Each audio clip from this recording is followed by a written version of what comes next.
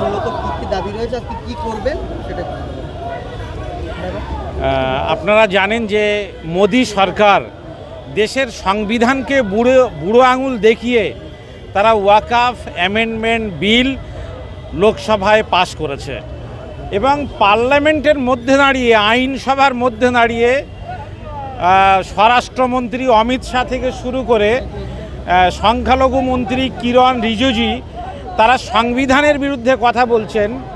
তারা দেশের ধর্মনিরপেক্ষতার যে কাঠামো তার বিরুদ্ধে দাঁড়িয়ে কথা বলছেন, মুসলমানদের ওয়াকফ সম্পত্তির বিরুদ্ধে কথা বলছেন। আমরা মনে করি নরেন্দ্র মোদী সরকারের এই অমিত শাহ এবং কিরণ রিজিজু এদের বিরুদ্ধে আইনি কারওয়াই হওয়া দরকার, আইনি ব্যবস্থা নেওয়া দরকার। কেননা আইনসভাকে লঙ্ঘন করছেন, ধর্মনিরপেক্ষ সংবিধানকে তারা অবজ্ঞা করছেন।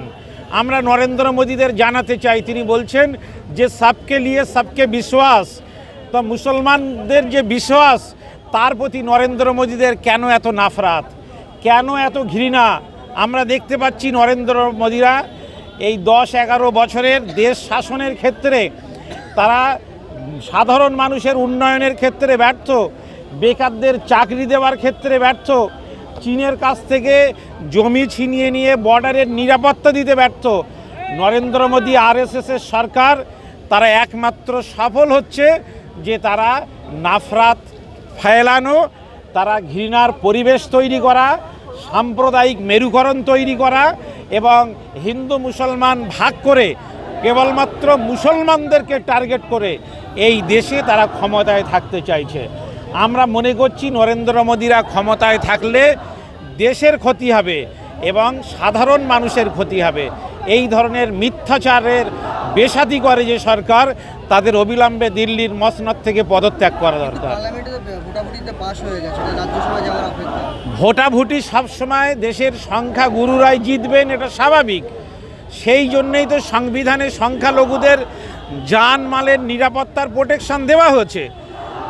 সংখ্যালঘুদের যদি ভোটাভুটির মাধ্যমে পরাজিত করতে হয়, তাহলে দেশের কোন অঙ্ক আছে, কোন গণিত আছে যেখানে ভোটাভুটির মাধ্যমে সংখ্যালঘুরা জয়ী হয়? এটা কোথাও হতে পারে না। মানবিকতার কারণে সংখ্যালঘুরা জয়ী হয়। আর পৃথিবীর প্রত্যেকটা দেশের সংবিধান সংখ্যালঘু থেকে শুরু করে সমাজের যারা দুর্বল অংশ তাদের প্রোটেকশন দিয়েছে। তারা তো বলছে এই যে যত পরিমাণ সম্পত্তি সেটা সঠিক ইউটিলাইজেশন করে গরিব দুঃখী মুসলিমদের মধ্যে সেটা কাজে লাগানো। নরেন্দ্র মোদী সরকার যদি চান যে মসজিদের সম্পত্তিকে সঠিকভাবে কাজে লাগাবেন, তাহলে নরেন্দ্র মোদী সরকার কেন চাইছেন না মন্দিরের সম্পত্তিকে সঠিকভাবে কাজে লাগাতে?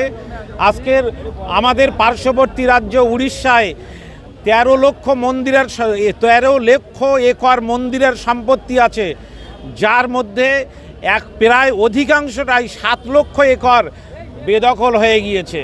তাহলে মন্দিরের সম্পত্তি দখল করার জন্যে, জবরদখল মুক্ত করার জন্যে কেন আজকে নরেন্দ্র মোদী সরকারের উদ্যোগ নেই? কেন মসজিদের কেবলমাত্র কাগজ দেখাতে হবে? কেন কবরস্থানের কাগজ দেখাতে হবে? কেন মন্দিরের কাগজ দেখাতে হবে না? আমরা মনে করি মন্দির মসজিদ এগুলো ভারতবর্ষের ভিত্তি। মন্দির মসজিদ কোনোটারই কাগজ দেখার ক্ষমতা সরকারের নেই। এরা নির্বাচিত 5 বছরের জন্যে সাধারণ মানুষের উন্নয়ন করার জন্য সরকারে আসে, কাগজ দেখার জন্য আসে না। সবাই কাগজ আছে বলেই তারা নরেন্দ্র মোদীদের নির্বাচিত করেছে। কাগজ যদি না থাকতো নরেন্দ্র মোদীদের নির্বাচিত করার প্রয়োজন হতো না। নরেন্দ্র মোদীদের নির্বাচনটাও অবৈধ হয় যদি কাগজ না থাকে। প্যালেস্তাইন অত্যন্ত অমানবিকভাবে তাদের উপরে জুলুম চলছে এবং নরেন্দ্র মোদী সরকার এখনো পর্যন্ত ফিলিস্তিনের পাশে দাঁড়ায়নি। ভারতবর্ষের বৈদেশিক নীতি হচ্ছে ফিলিস্তিনের নিরীহ মানুষের পাশে দাঁড়ানো, কিন্তু নরেন্দ্র মোদী সরকার তারা ফিলিস্তিনের মানুষের পাশে দাঁড়ানোর পরিবর্তে গোপনে ইসরায়েলের নেতানিয়াহু সরকারের পাশে দাঁড়াচ্ছে। এটা অমানবিক। ভারতবর্ষের যে বিদেশ নীতি আছে তার বিরোধী, গান্ধীবাদী যে মতাদর্শ তার বিরোধী। আমরা মনে করি যে অবিলম্বে ফিলিস্তিনের স্বাধীনতার পক্ষে ভারতকে উদ্যোগ নেওয়া দরকার। কেননা ভারত এশিয়া মহাদেশের একটা গুরুত্বপূর্ণ রাষ্ট্র। আমেরিকান দূতাবাসে আপনি যদি পৌঁছাতে না দেয় পুলিশ কী করবে? আমরা আমেরিকান দূতাবাসে পৌঁছাবো, পুলিশের ক্ষমতা থাকলে বাধা দেবে। আমরা পুলিশের সঙ্গে লড়াই করতে আসিনি, আমরা আমেরিকান যে সিস্টেম সেটার বিরুদ্ধে লড়াই করতে বাধা এসেছি। পেলে কী করবে? বাধা পেলে বাধা টপকে যাব, মার খাবো। আপনার নাম? মোহাম্মদ কামরুজ্জামান। ডেজিগনেশন নাম আমি জানি না। মোহাম্মদ কামরুজ্জামান, সাধারণ সম্পাদক, সারা বাংলা সংখ্যালঘু যুব ফেডারেশন।